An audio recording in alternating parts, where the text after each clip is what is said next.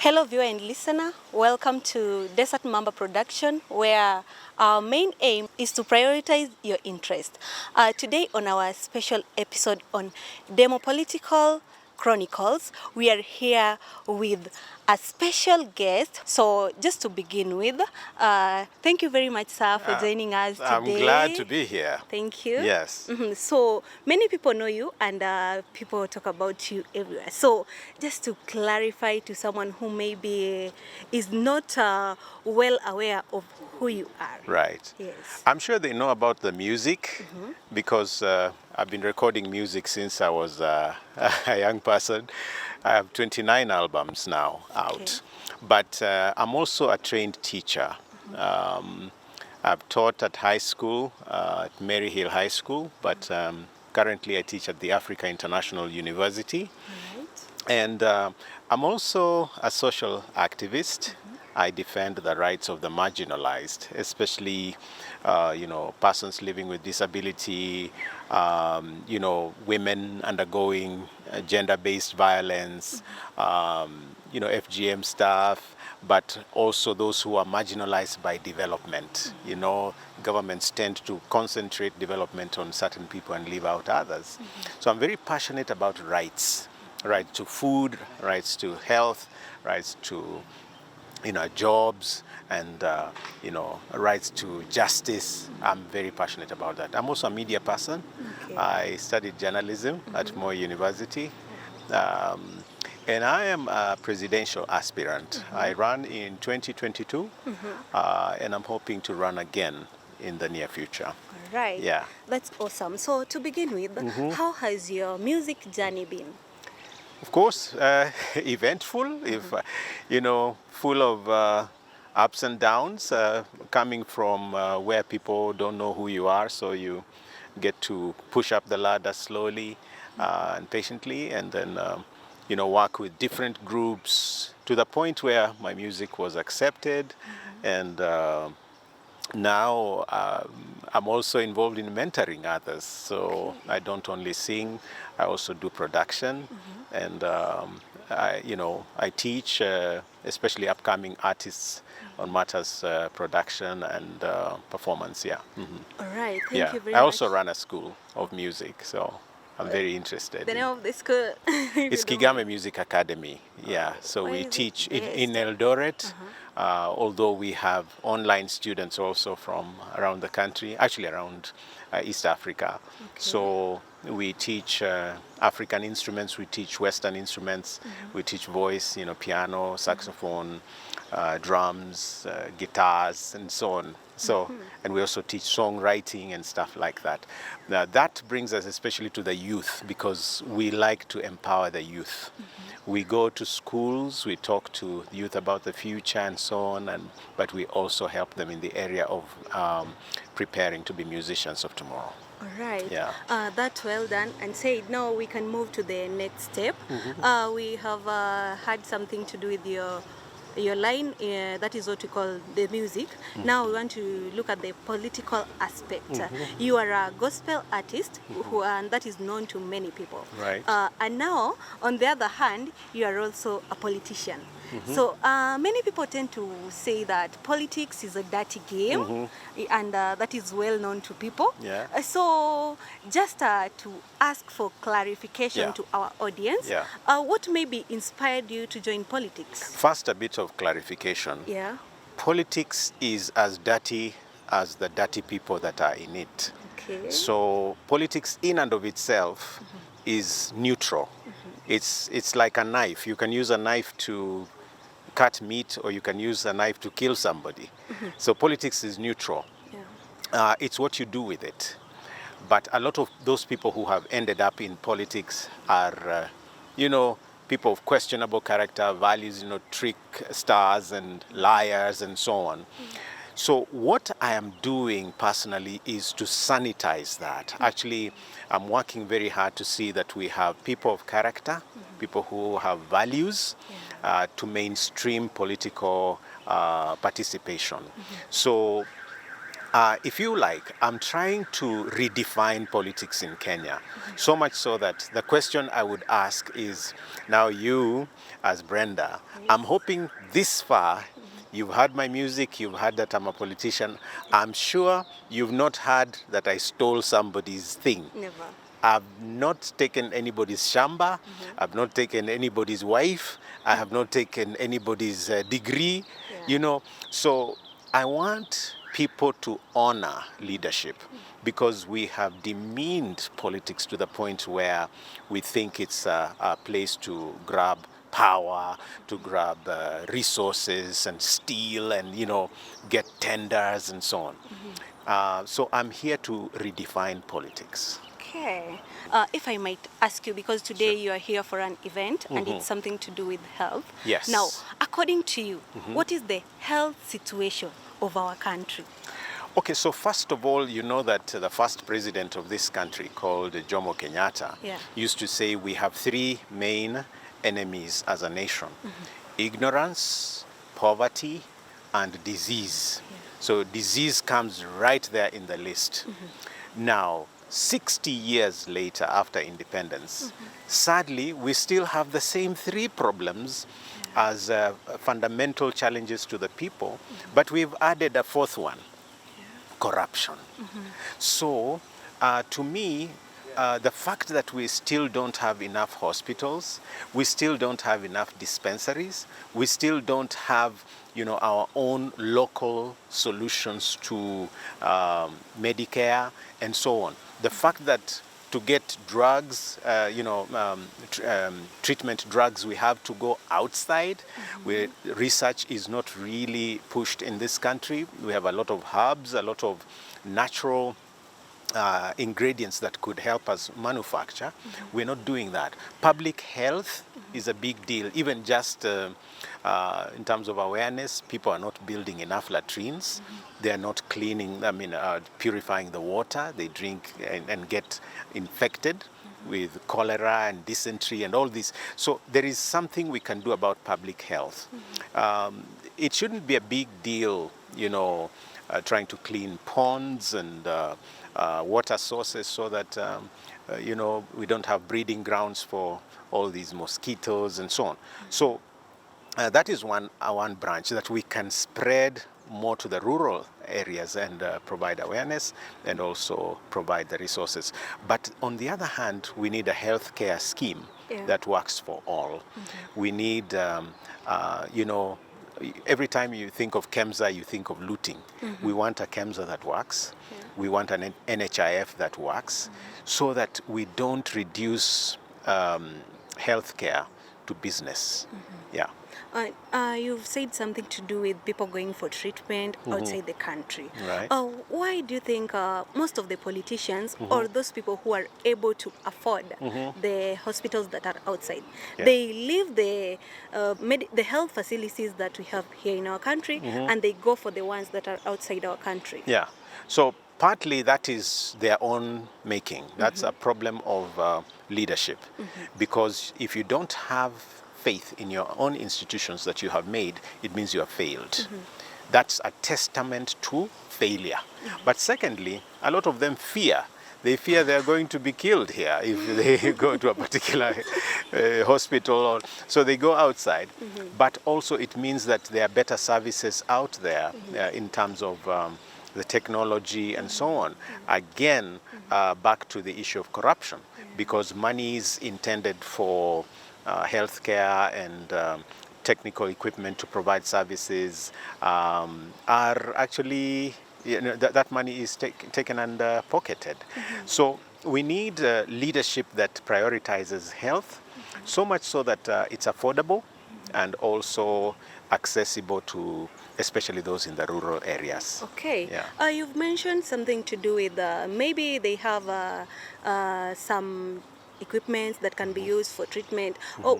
Don't you think that our country can also have some things to do with that? Absolutely, Brenda, absolutely. I mean, what is the big deal about bringing in an MRI machine? What is the big deal about, having a CT scan done in Lodwar? So it's really about the will. And that is one of the reasons I want to lead this country, because I come with a will to do what they have refused to do. And so we are here to change the way things are done. I mean, how long do you talk about needing to prioritize the youth, needing to prioritize health services, and you don't do it? You have the funding allocated, it just disappears. Do you think our country, Kenya, has put into consideration in the government those people who are able differently? Well, they have, but not to the extent that we want. The Constitution requires that there is inclusion, Article 54 of the Constitution, that special attention be made to services and the technology that goes with it. Braille in particular is recognized one of the languages, and sign language and so on. So constitutionally it's provided for. The Disability Act of 2003 also called for inclusion. The international regulations from the United Nations and so on, other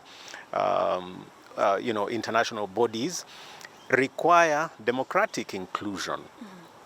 Unfortunately, this country suffers from traditional, positions on disability.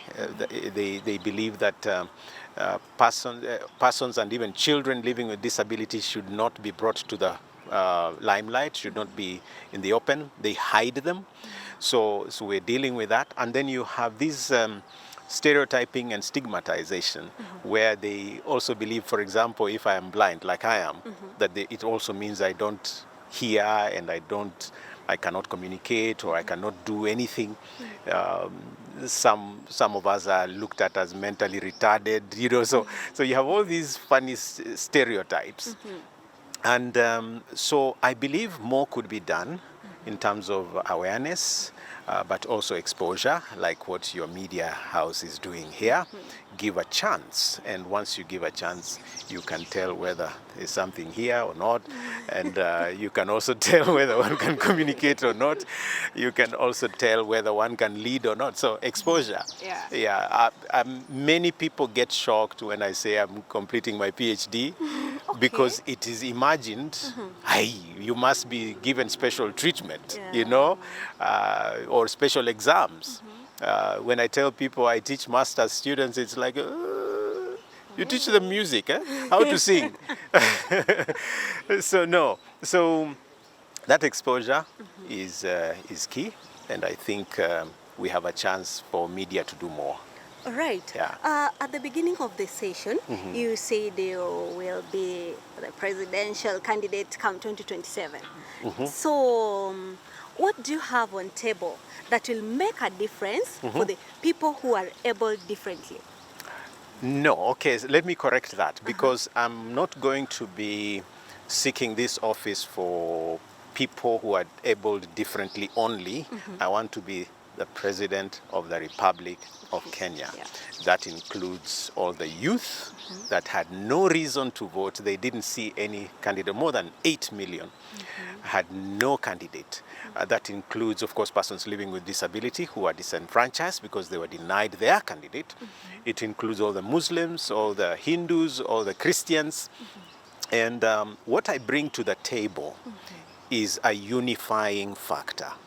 Because one, although I have a disability, I can bring, mainstreaming of persons living with disability and how they can lead. People have long forgotten how Kibaki went into office on a wheelchair. People have forgotten, and I think it was Roosevelt who was also disabled. So the electoral bodies, the leaders in government sort of don't read, they don't look at history. So we want to be president for everybody. We want to take care of the women. We want everyone at the table. So the one thing I bring is not just the unification, but also, a national figure.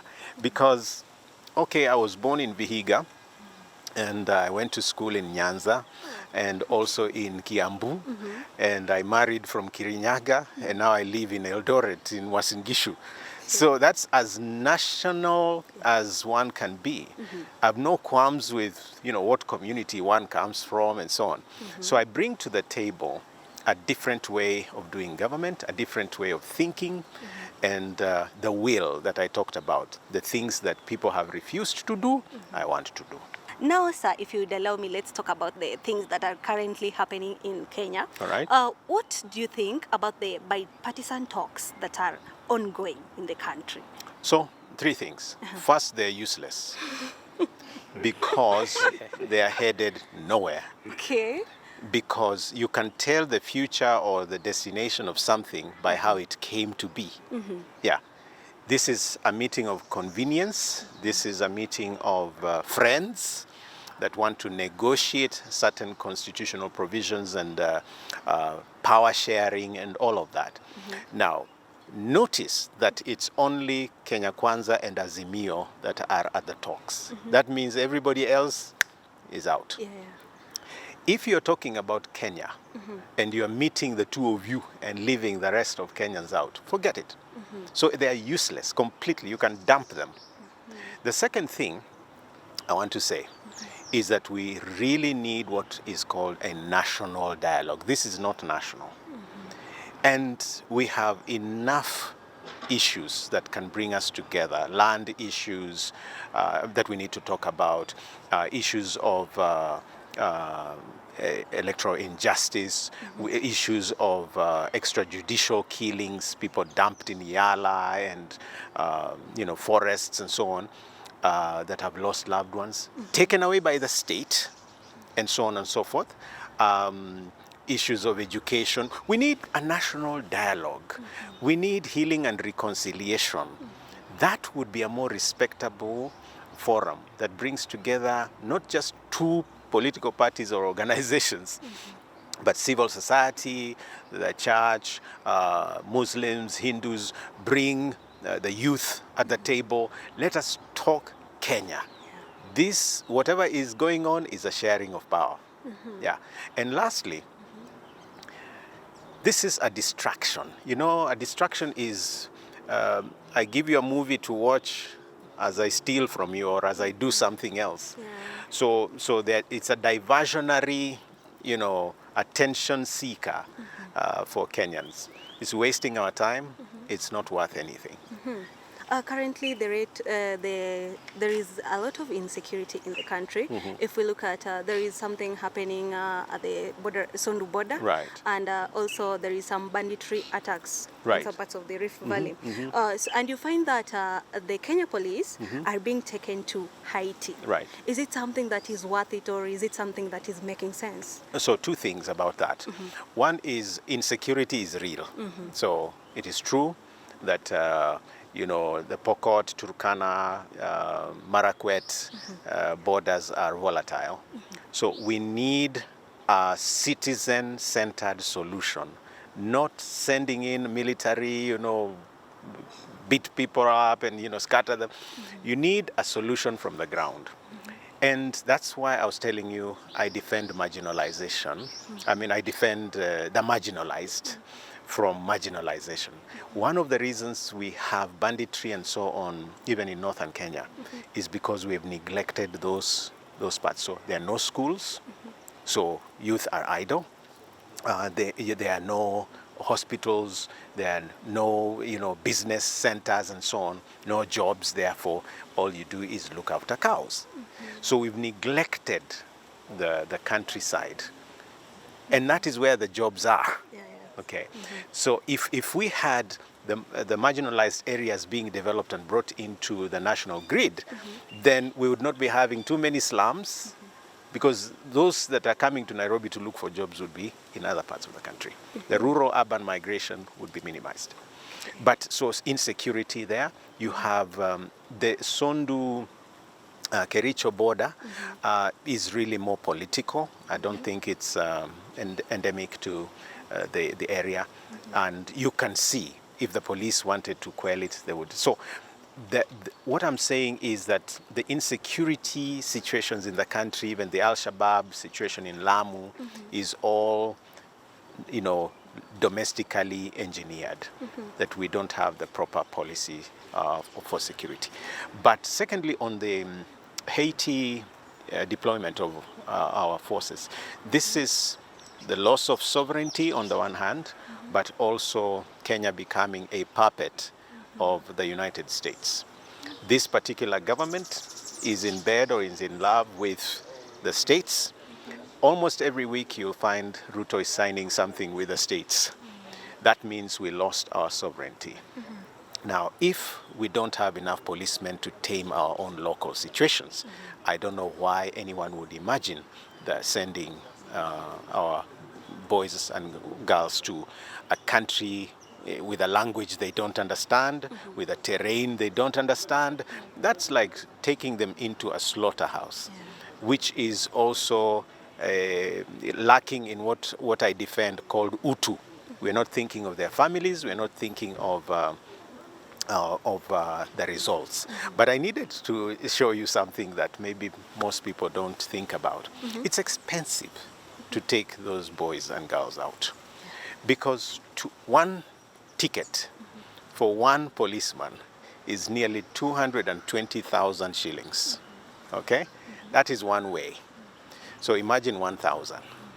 So how much money are we spending on sending them and bringing them back and maintaining them and so on, unless we are being paid for it, which is quite likely, then honestly speaking, that is not wise at all. If I was in the leadership, I would never do anything like that, because that is lack of utu.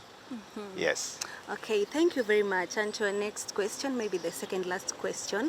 The cabinet secretaries were reshuffled. Do you think it came at the right time, or was it necessary? No, it doesn't matter, because a reshuffle doesn't fix anything.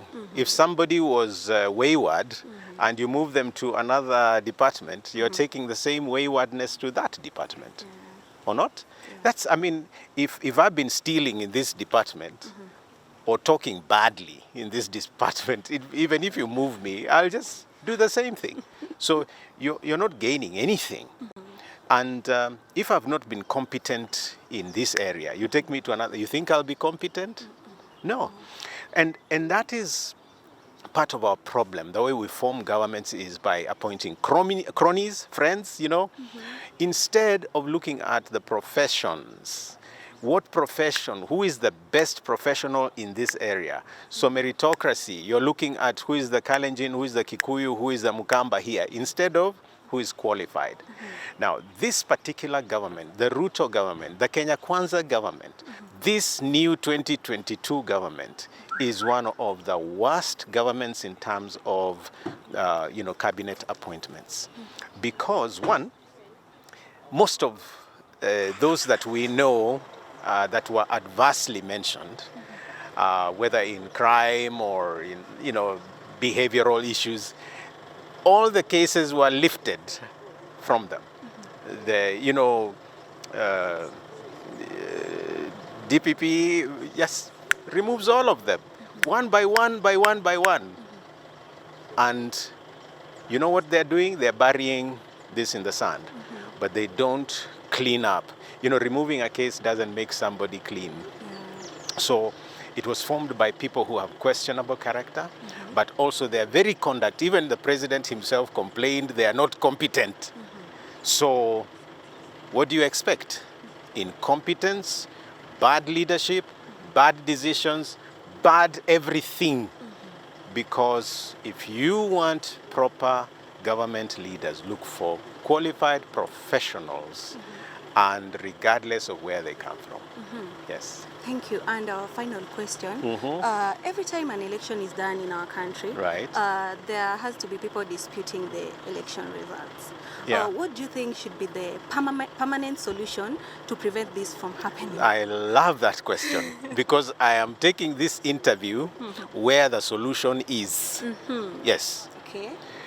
The solution to Kenya's electoral problems is simply one thing: digitize the election. Okay. If you gave me 5 IT students that have finished well and are acquainted with their area, I would fix Kenya's electoral problems once and for all. Because all we need to do is form a blockchain of very highly encrypted scripts that are impenetrable, so that using your phone, even just a USSD code, Kigame is candidate number 1, so 001.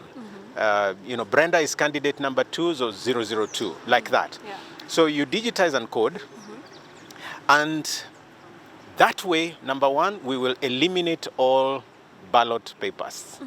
We will not print them, we don't need them, so there will be no cost. Secondly, we will eliminate polling stations altogether, completely. So no need for agents, no need for any of that. We will eliminate a lot of lies, okay? So instead of all these hundreds of thousands of IEBC, you'll just have maybe 500 young men organized around computers. 8 a.m. you open. You have, maybe 5 minutes for every question. In 30 minutes, everybody has voted. In 1 hour, you can have the results. Nobody has to leave their home or work or anything. You vote, you tally, you announce. You can actually do everything in one morning. Yes. The way you explain it, Does it make seems sense? a little bit easier, but then the problem is, when someone wants something and they badly need it, Yes. they always So you have their way. complicate it and create, avenues of interference. So ballot papers are one thing, because then you can stuff, the ballots or whatever. Then counting, although it was ruled by the courts that the counting is final at the polling station, we still want people to bring physical forms to Bomas. And from 34A, 34B, 34C, and you have to sit there and physically do this, and everything is in the system, but you want the manual. Once we create those options, it's just one way of saying, give us a chance to steal the election. Okay. Yeah. And I don't know whether I'm making sense, but really, if you want to solve the problem of Kenya's elections, go digital only. And get the results out at the same time, so that you're not having some results today, some others 2 days later. It's doable. I don't know what is the rocket science behind it. It's doable, but there are some parts of this country where they are not that digitalized, and then So that's what we should be spending money on. Yeah. Make the, if there's no network, take the network there. I mean, we have satellite also, and so we argue about elections as if it's a life and death issue. Now, why don't we argue the same about M-Pesa? We trust Safaricom with our money. Yeah. We trust, Ruaraka here with printing of our money, but we can't trust a digital system? Who is fooling who?